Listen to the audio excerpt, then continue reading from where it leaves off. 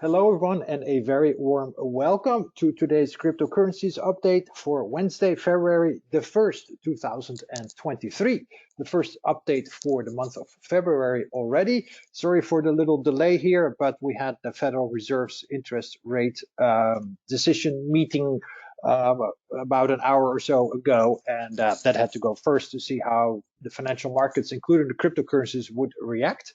We got a 0.25 base points increase in our interest rate. So still things are not as good as the Fed wants, but they are improving, and that has been also very good for our cryptos. And it looks like the smaller fifth waves to the new upside targets are underway for at least Ethereum and Bitcoin. But I don't want to bog ourselves down in the minute details. As I said yesterday, we do want to focus today on the bigger picture. To understand the bigger picture, we will understand the intermediate term picture and the smaller picture. In Elliott Wave, you start off with the big picture and work your way down. Most people, unfortunately, do it the other way around, and that's when they got bogged down in errors. So start off with the big picture. Yearly charts, monthly charts, weekly charts, daily charts, etc. Remember, always use stop losses. Never hurts to get stopped out to see it then whipsaw and get back in. Just in case it didn't reverse, you prevented disaster to your portfolio. And we always follow the evidence wherever it may lead us. This is the general path of an impulse higher and a corrective wave structure lower, showing the fractal nature of the market. And these slides go over some of the very nasty corrections we can endure. The trading rules and all the ways for you, 6 ways to make money one way or another. Do it yourself, have me do it for you, whatever you want to do, there is a way. Last but not least, we are trying to assess if cycle 4 has completed on Bitcoin, yes or no. That's the primary expectation. But before we get there, let's have a look here at Cardano. All right, Cardano has now broken above this downtrend line that has been in place since the summer of last year. Ideally, as you know, I'd like to see this a fourth and a fifth wave. Beggars can't be choosers, but that would be ideal. Yes, we can allow for some breakouts because a trend line is just based on 2 data points at the minimum, and we might have the wrong data points. We are below the 10-month moving average, the 20-month and the 50-month moving average. So technically, this is still a 100% bearish chart. The reason I would like to see this lower low into the sub 5 cents region, maybe 15 cents. So let's say anywhere between 10 cents plus or minus 5 cents, which is a massive support zone. As you can see in blue, is that we would then have fantastic positive divergence on the monthly indicators. That would be my preferred setup. Beggars can't be choosers, doesn't have to be that way, but it would be really nice. Moving on to Avalanche. Avalanche, as you can see, for so far this month, is trying to get back above the 10-month moving average here in pink or purple, whatever the color is. I'm slightly colorblind when it comes to those type of colors, so I can't tell you exactly which, but you can see we're trying to get above it. We have bottomed here in the support zone between $8 and $12. I would have liked to see about $9 to $8 ideally. We didn't get it, but again, please remember, you know, what we're dealing with. We have a correction from $150 down to $10, $15. So, you know, trying to figure out the last $2 on a $140 move is really, of course, marginal. So we have a strong corrective up candle. We do want to see it get back above 35, as you know, to target 60 to 100. It looks like we're on our way for that. It really looks like it. As long as we're going to hold last year's lows, I'm going to look for this B wave to fill itself in. That is my preferred view. I must say that looks pretty good for Avalanche. Then we have completed enough. We've done enough to the downside.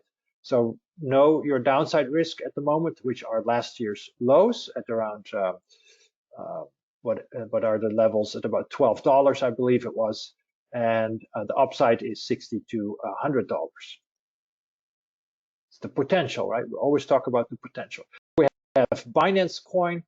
I believe Binance Coin has bottomed here for major A in early 2022 and should now be in a larger B wave bounce to about 450 plus or minus 25-ish. So far, the price action does look corrective since that low, an ABC, and then probably another ABC higher. If we go below 205, all bets are off and we can easily go to $25. But for now, you can see we have reclaimed the $300 level. We are above the 10-month moving average. These are all monthly charts, by the way. The technical indicators support this wave count, where we had the wave 3 in early 2021 and the larger wave 3 here in the fall of 2021, and we're now correcting lower. We can have completed all of primary 4 already, since we did an ABC lower from the all-time high. Okay, please ignore this long wig. And for now, I'm going to look for higher prices. That is the preferred path. Let's see if we can get to about 425-ish plus or minus 25. If we go above it, then I think we have to start to really think of the notion that we are in primary 5.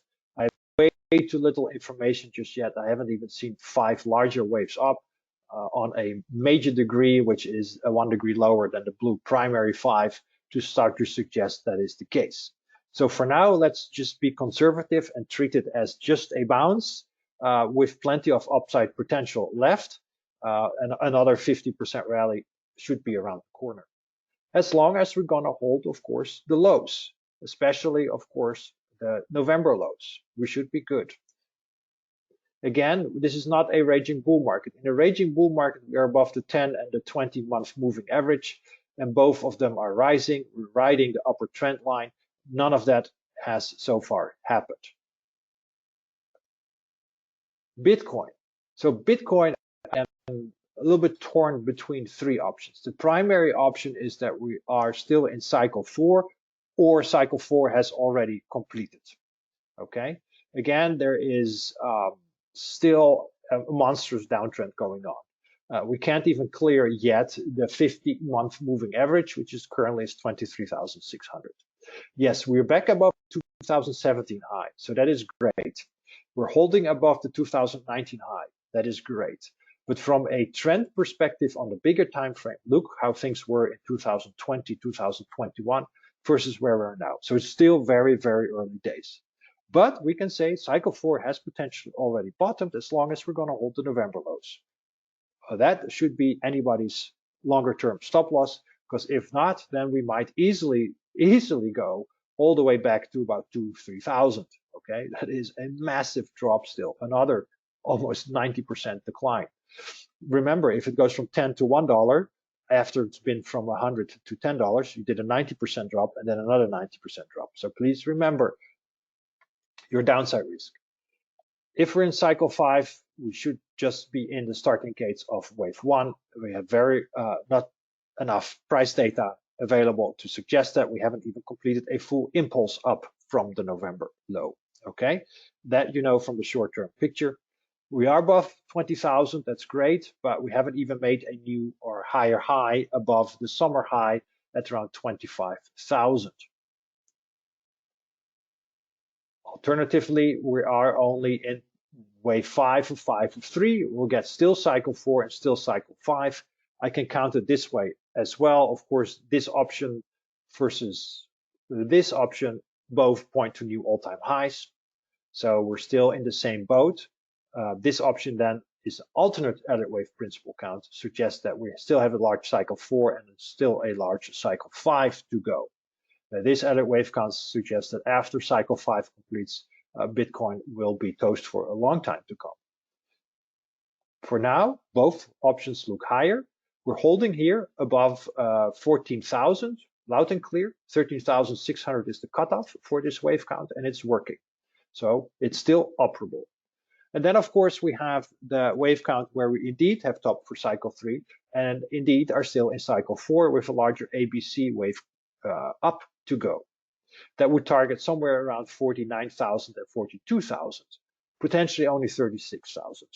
Okay, anywhere between 36 and 49,000 should be it, with an ideal target between 42 2,000 and 48,000. And we should only be in wave A, a B, and a C. So this should be a 535 correction.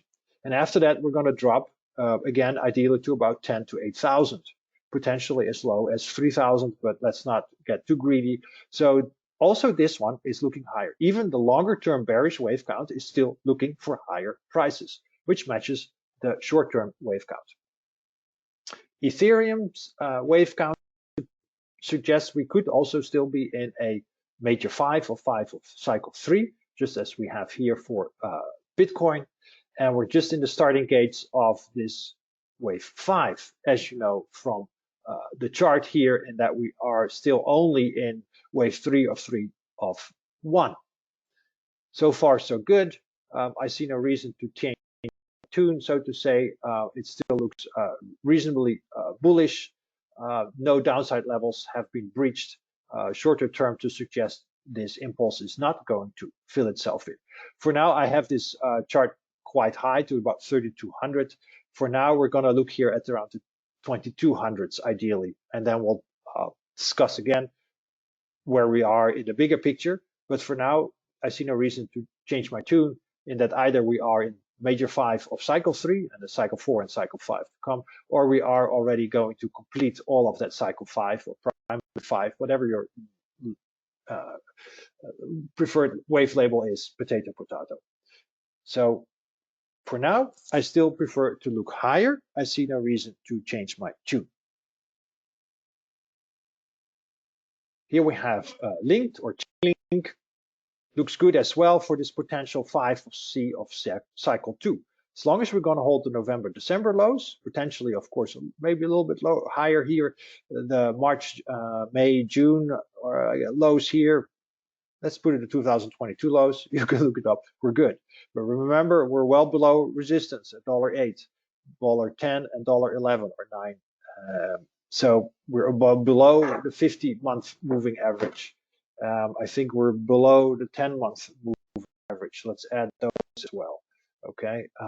Let's add the 20-month moving average. See if we have some data for that one. It is just a matter of time before we, of course, get enough data on that. And then we'll just move the pivots down. There we go. And see what we are going to get on the charts. As you can see, we're just starting to get back above that one thin. It's going to be a little bit better for the data, and that pink. So we can have the same colors on each chart. We're just trying to get back above the 10-month simple moving average. That's about it.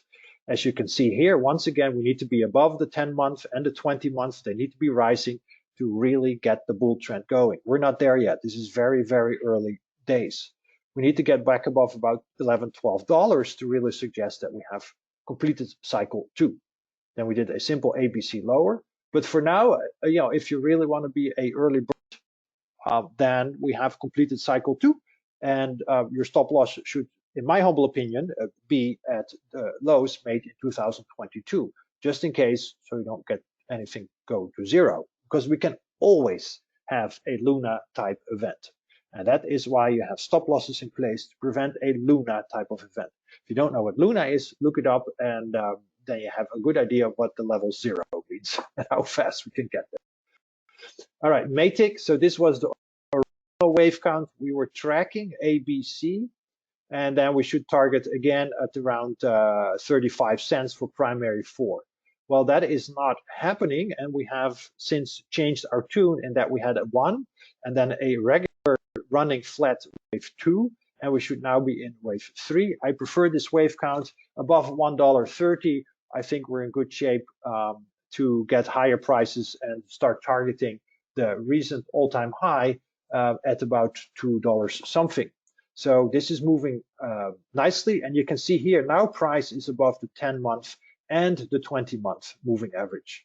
Okay, that is already a more bullish setup than we've seen for charts like this.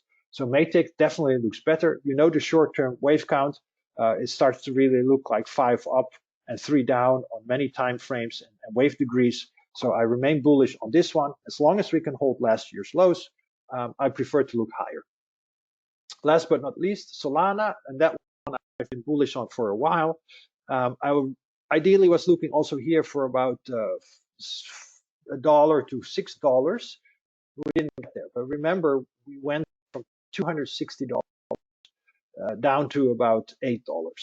So squeezing out the last $2, $3, $4 out of such a massive decline, a 99% decline almost, is of course sometimes asking the impossible.